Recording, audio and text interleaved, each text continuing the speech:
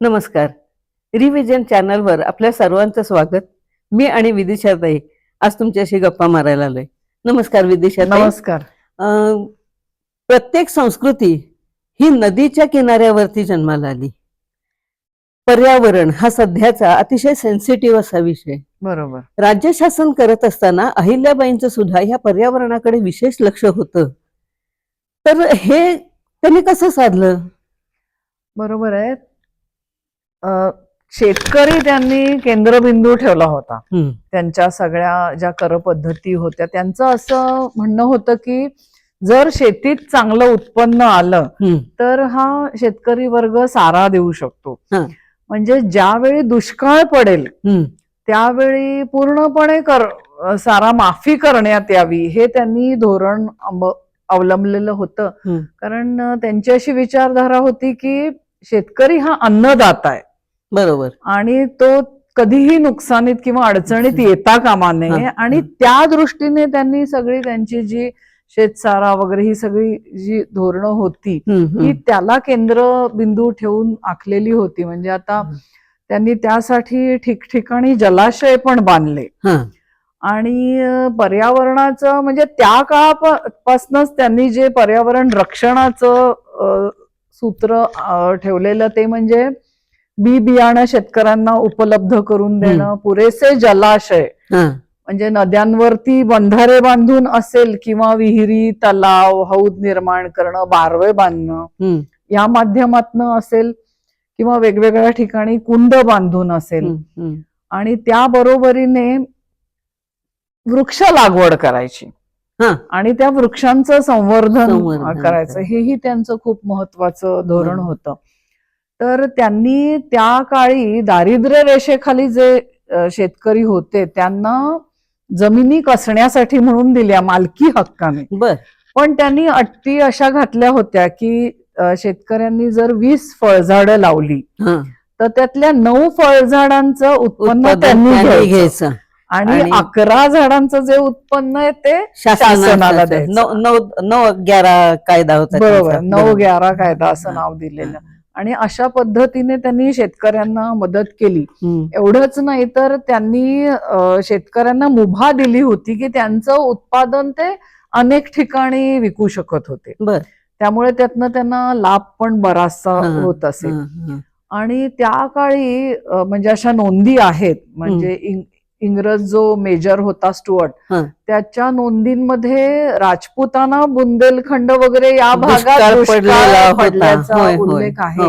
परंतु अहिल्यादेवींचं जे 28 ते 30 वर्ष जे राज्यकारभार होता, शासन होतं, तर त्यांच्या भागात कुठेही दुष्काळ पडल्याचा उल्लेख नाहीये.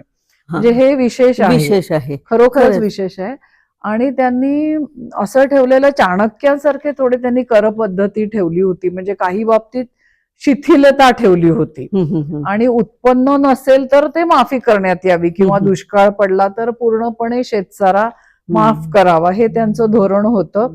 आणि इतरही काही उद्योगधंदे करण्यासाठी त्यांनी प्रवृत्त केलेलं शेतकऱ्यांना.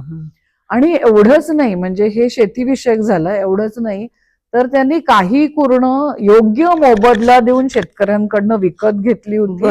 आणि ती पशु पक्ष्यांसाठी राखीव ठेवली. म्हणजे अभयारण्याची कल्पना यातनच पुढे आली असं. बरोबर असं वाटतं. कारण तेव्हा ते पक्ष्यांना, पशूंना ते मुक्त द्वार होतं आणि शेतकऱ्यांचंही नुकसान नाही आणि इकडे पशु पक्ष्यांनाही अन्न उपलब्ध करून दिलं जायचं. म्हणजे इव्हन नदीच्या पात्रातही कणकेचे गोळे तेव्हापासून सोडत असत माशांना अन्न म्हणून.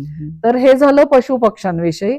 आणि नदीचं प्रदूषण होऊ नये किंवा नदीचा जो मुख्य स्रोत आहे तो दूषित होऊ नये म्हणून त्यांनी त्या काळी एक वेगळा प्रवाह काढून दिलेला. म्हणजे ज्याच्यावर गावकरी धुणं, भांडी, स्नान याच्यासाठी ते तो प्रवाहातलं पाणी वापरत असत त्या. आणि तिथे जनावरांना प्यायला पाणी त्यांना स्वच्छतेसाठी पाणी उपलब्ध करून दिलं. आणि तोच प्रवाह पुढे जाऊन शेतीसाठी ते पाणी फिरवलं गेलं. ते पाणी खरं तर केवढा मोठा लक्षात घेण्यासारखा मुद्दा आहे. बरोबर. की आत्ताच्या सध्याच्या लोकांनी सुद्धा जर हे अंमलात आणलं की नदीचा प्रवाह गावामध्ये आणणं आणि त्यात आपोआपच त्याच्यामुळे प्रदूषण हे प्रमाण कमी होणं, बरोबर आहे. हेही म्हणजे त्यांच्याकडे घेण्यासारखं आहे. जे नदीतलं पात्र आहे ते स्वच्छ राहायचं, हा आणि हे जे म्हणजे मलमूत्र दूषित जे पाणी आहे ते शेतीला गेल्यामुळे उत्पन्नही भरपूर यायचं. खताची आपोआप सोय बरोबर, झाली, बरोबर. सोय म्हणजे झाली. हे त्या काळी बरोबर. हा विचार झालेला होता, हे कौतुकास्पद होय आहे. होय,